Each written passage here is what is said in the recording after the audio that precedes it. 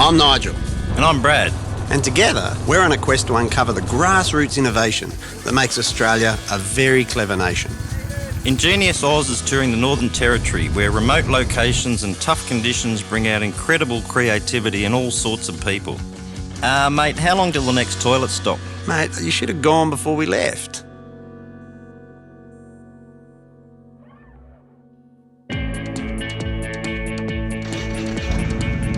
We're on our way to check out an incredibly innovative health service.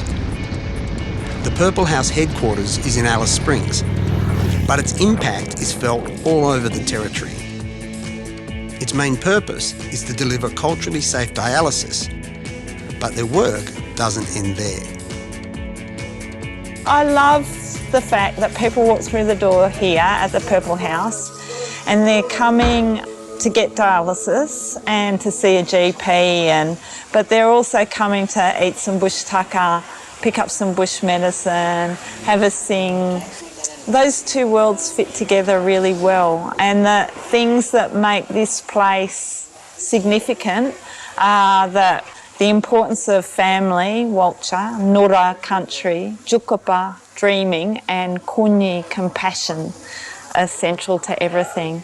So it is really an ingenious way of providing health services, because our bosses are the patients and their families. They're the ones that decide what happened here.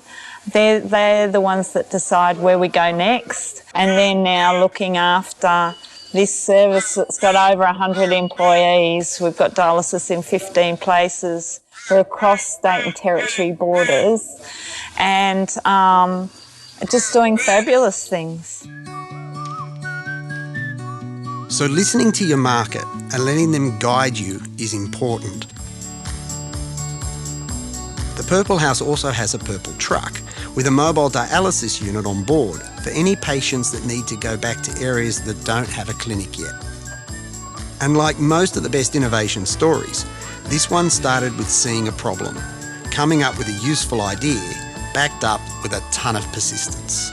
Well, there was a particular dialysis patient stuck in town in the late 1990s called Mr. Zimran. He was a community leader for Kintor, and he'd been an important man all his life. He'd fought to get Kintor established, and suddenly he was stuck in Alice Springs, away from his family, away from his country, living on the fringes of Alice Springs, waiting for his next dialysis day. And he said, well, why can't we have a dialysis machine in Kintor, and then we can all go home and we can look after each other out bush?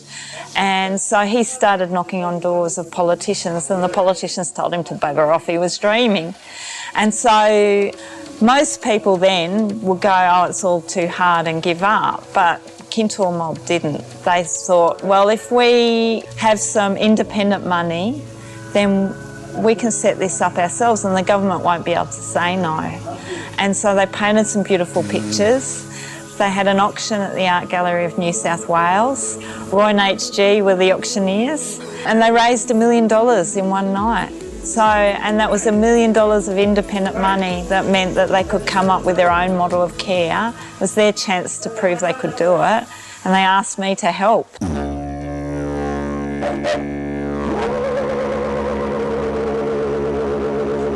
To support their funding, they also sell a range of Indigenous bush medicine. I could probably say that we've done dialysis on country for 400 or 500 people over the last 15 years. But there's all the extended families who haven't had to move to town because we've had dialysis out bush.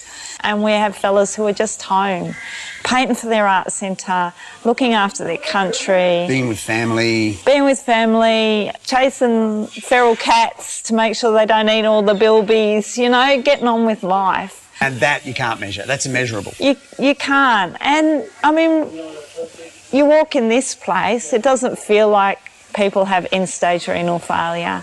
It feels like a happy place where people are getting on with business, you know. We are the only dialysis centre that I can find where people come on their non-dialysis days to hang out with us. The only dialysis centre in the world that have got chickens, a pizza oven, a karaoke machine, and we're Kangaroo tails are cooked at least a couple of times a week on the fire. So it's like a family. Yeah, and it's an idea that came from the Territory. It's based in this place, and the creativity and the energy and the emphasis on cultural priorities has come from this place. It's such a no-brainer on so many levels, but it took Indigenous ingenuity, creativity and determination to make this happen and to keep it going. It's getting better now. We're getting there somehow. So much better now, so start believing.